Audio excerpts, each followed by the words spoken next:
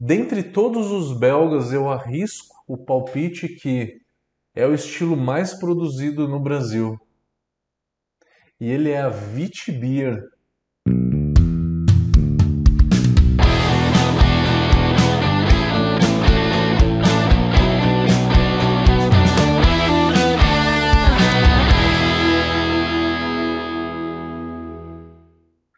Primeiro vamos entender qual que é a origem da Witbier, ou o nome, né? Witbier é W-I-T, Beer, B-I-E-R. W-I-T quer dizer branco, white. A cerveja de trigo, o nome dela é Weissbier. Weiss quer dizer branco. Weizen com Z quer dizer trigo.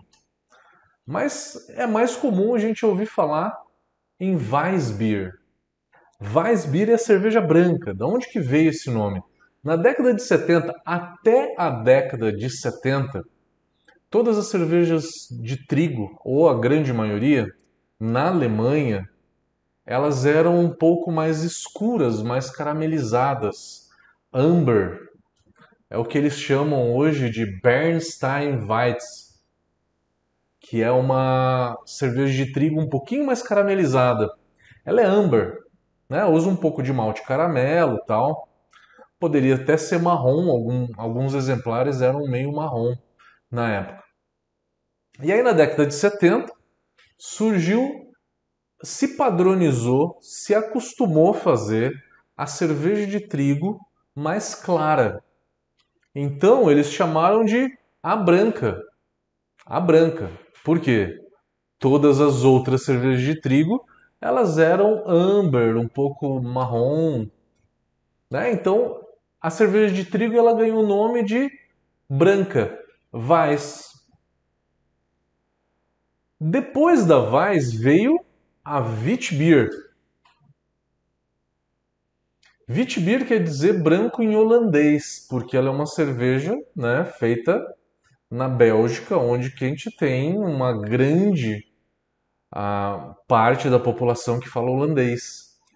Então, fazendo um paralelo, né? O nome é o mesmo e ela é a cerveja de trigo belga. Muitas pessoas apresentam ela dessa forma. O que é a Witbier? A Witbier ela é a cerveja de trigo belga. É a cerveja de trigo belga que então tem algumas características da Weiss alemã, que é o trigo, primeiro dizendo, né? Uma Witbier, ela tem trigo, mas tem geralmente trigo não maltado. Tem por volta de 30 até 50% de trigo, sendo que, né, então metade dos grãos que a gente usa numa Witbier é trigo. Eu costumo fazer metade desse trigo maltado e metade não maltado. Já fiz 100% maltado, porque achar o trigo não maltado às vezes é um pouco difícil. Mas você pode então fazer só de trigo maltado, não tem problema. Pode fazer ela um pouco maltado, um pouco não maltado.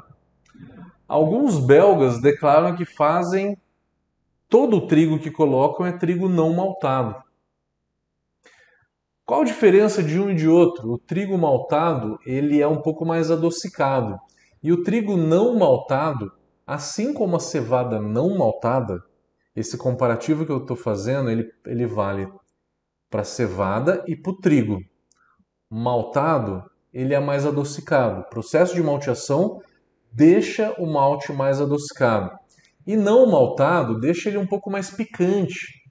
Já comeram cevada não maltada, trigo não maltado?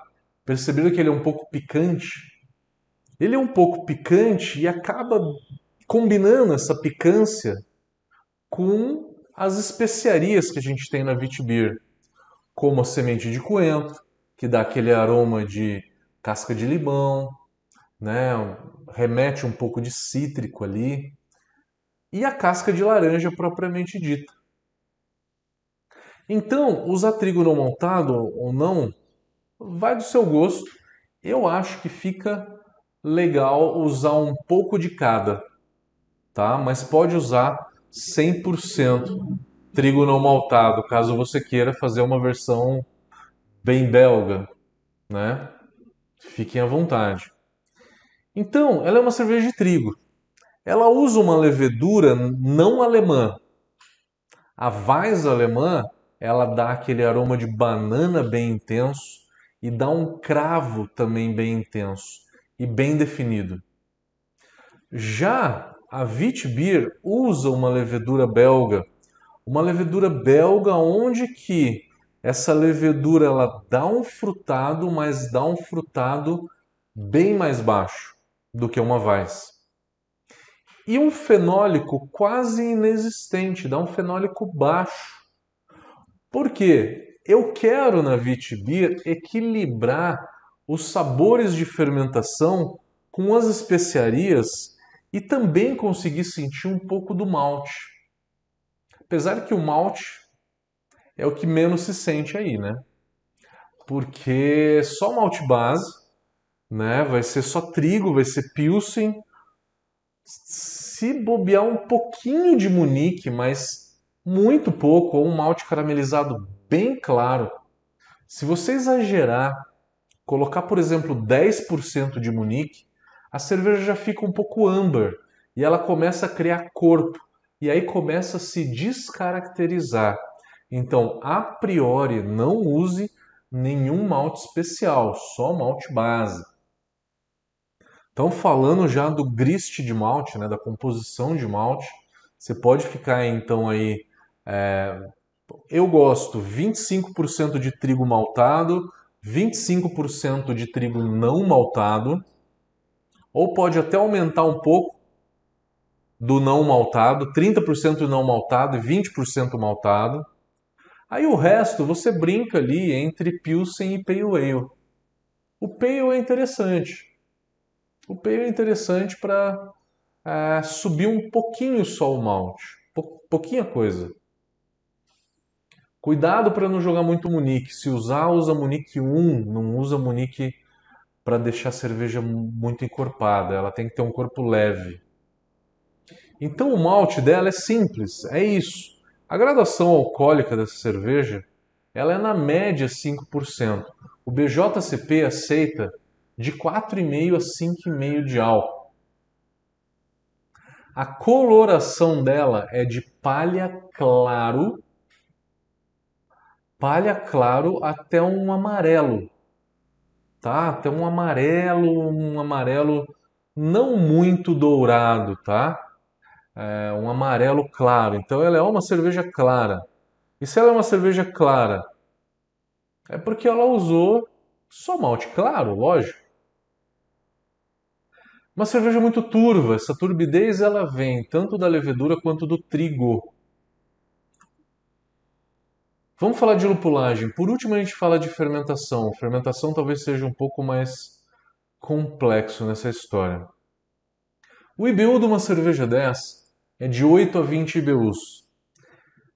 Nessa cerveja você tem que sentir um pouquinho do amargor, tá? Mas esse amargor ele nunca pode ser superior aos outros sabores da cerveja.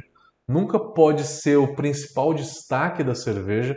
Você tem que sentir que ele está ali presente, né? Que tem lúpulo, que tem um pouco de lúpulo, mas não que esse lúpulo ele é o principal componente da cerveja. Eu tenho que sentir que é uma lupulagem que está ali presente, mas que ela não é tão intensa. Tenho que sentir um lúpulo de amargor, sabor, mas o aroma ele tem que ser baixo ou, na maioria dos casos, inexistente.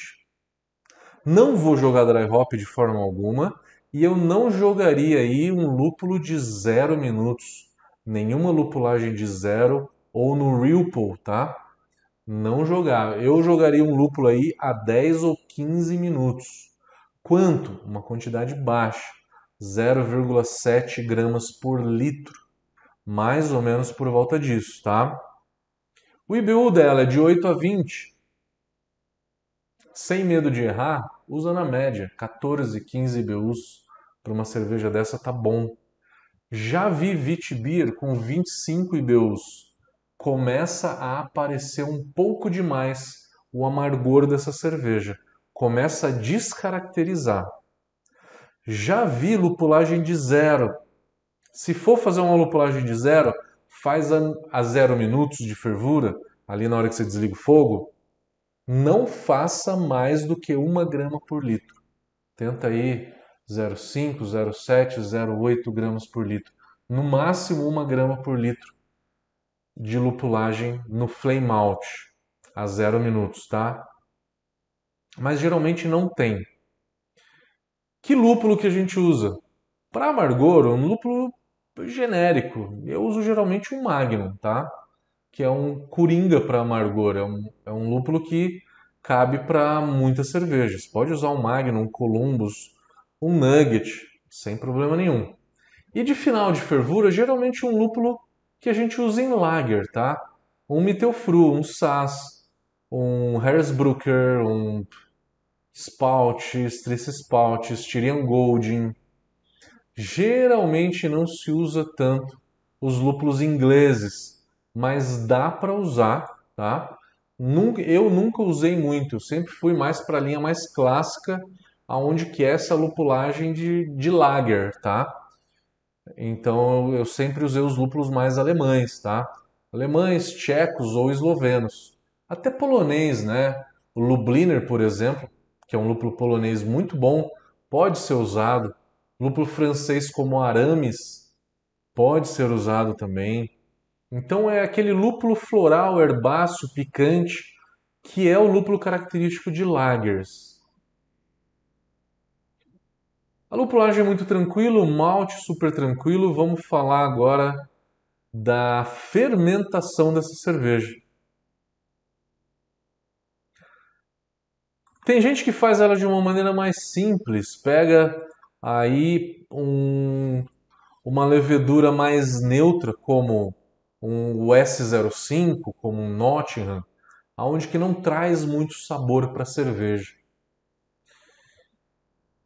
Eu gosto muito de usar a T58 para fermentar entre 16 a no máximo 18 graus no começo da fermentação.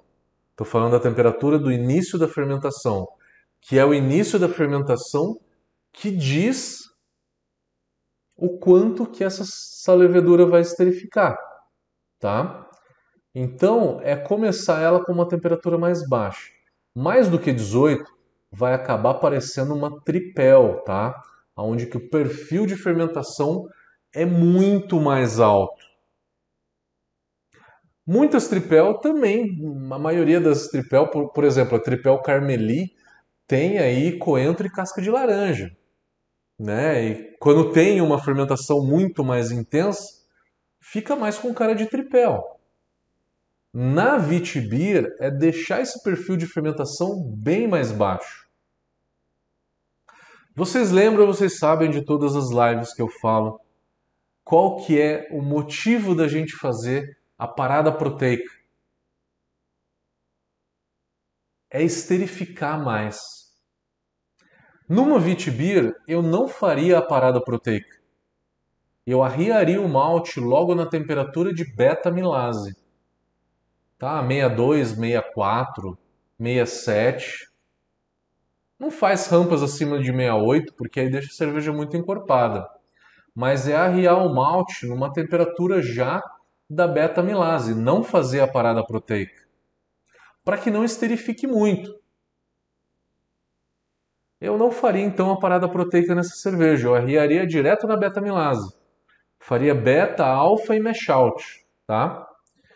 Também a parada proteica quebra muita proteína do trigo e acaba reduzindo a turbidez nessa cerveja.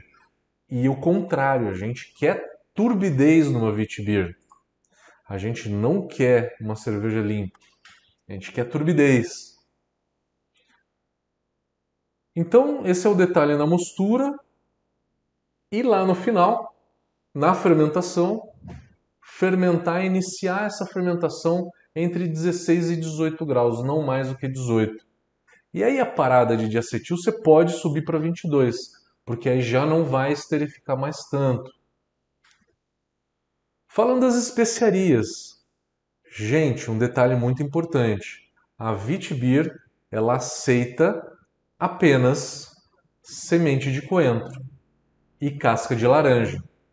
Ah, mas eu gosto de fazer com casca de limão, limão siciliano, gengibre, anis. Pode fazer. Só que na hora de inscrever num concurso, não escreva como Witbier. Escreva como Spice Beer, onde o estilo base é a Witbier e os ingredientes especiais vai ser a casca de limão, o gengibre, tá? Então, cuidado na hora de inscrever. Quero fazer com outras especiarias? Fique à vontade, tá? Só que na hora de inscrever no concurso tem que tomar esse cuidado para que a cerveja não fique fora do estilo. Falando das especiarias que a gente conhece, semente de coentro e casca de laranja. Se eu uso semente de coentro, eu gosto de moer essa semente de coentro. A semente de coentro é aquelas bolinhas, né? Que quando a gente abre, você vê que tem um filetinho bem verde no meio da semente. É aquilo que dá o aroma.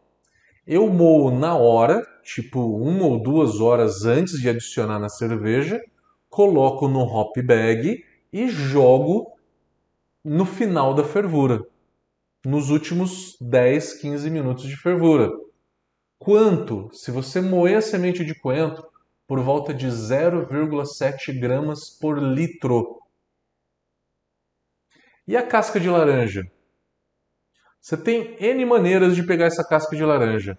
Ou comprar ela, mas aí tem que ser só a casca de laranja. Não compre a casca de laranja cristalizada, porque isso deixa a cerveja muito doce. Né? Já viram aquela casca de laranja cristalizada que tem na zona cerealista, por exemplo? Aqui em São Paulo tem. Ela é docinha, cheia de açúcar, aonde que você come ela direto, né? Ela é tipo um petiscozinho para comer, aonde que você come ela diretamente. Não compre isso. O que você pode fazer é comprar só a casca já seca ou pegar a laranja, tem que ser a laranja amarga, aquela laranja maior, também chamada como laranja Bahia, tá? Laranja amarga. No Brasil é aquela maior. Descasca ela, deixa no sol para secar e aí pesa. A quantidade é por volta de 3 gramas por litro de cerveja. Dessa casca seca. Quer dar um upgrade na tua cerveja? Compra a casca de laranja importada. Ela tem um sabor superior. Semente de coentro pode ser a nacional, tá? Mas se você tiver como comprar a casca de laranja importada, você vai estar muito bem servido. É muito interessante. Alguns até colocam essa semente de coentro e a casca de laranja direto no fermentador. Se você fizer isso, vai explodir aroma. Se você for colocar no fermentador, coloca um pouco na fervura também. Não deixa de colocar na fervura. Então, duas formas de fazer. Ou coloca tudo num bag na fervura, ou coloca metade na fervura e metade no fermentador.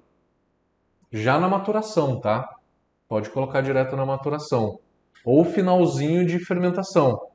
Deixa por 2, 3, 4 dias. E aí pode retirar o bag. É uma ideia para aumentar o aroma. Repararam que as Witbier belga, como por exemplo, né, as belgas que chegam no supermercado, tem mais aroma? Eles fazem isso, eles colocam um pouco no aroma também, no fermentador, se você quiser. Eu no começo eu sempre falo um pouquinho de história, eu esqueci de falar de história. A história da Witbier, acabei falando da origem do nome, mas quem teoricamente inventou esse estilo, né, foi a Hoegaarden.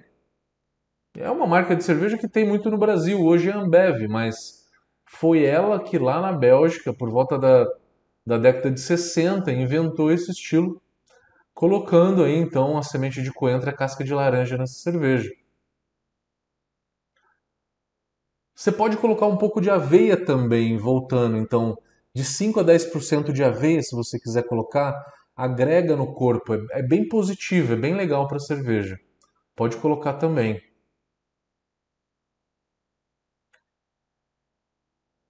Falando de comparativo de estilos, é muito difícil um estilo que se assemelhe a Witbier. A Weiss tem muita perfil de fermentação, muito aroma de banana e cravo e não tem as especiarias. As especiarias é o que identifica essa cerveja.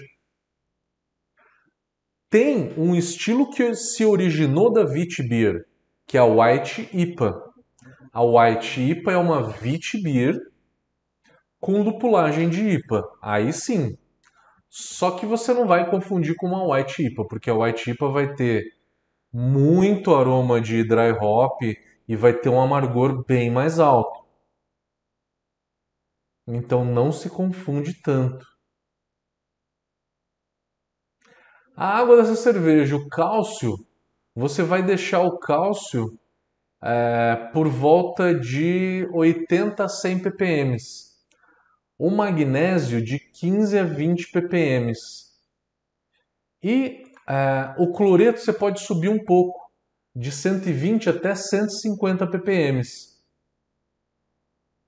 E o sulfato pode deixar um pouco baixo, de 60 a 80 ppm. E aí você vai colocar um pouquinho de bicarbonato, tá? Para deixar o bicarbonato aí em por volta de 50 ppm. Bom, eu falei de malte, falei de água, falei de fermentação, falei de lúpulo. É isso, gente. A Witbier é um dos estilos mais produzidos aqui no Brasil. Dos belgas, talvez seja o mais.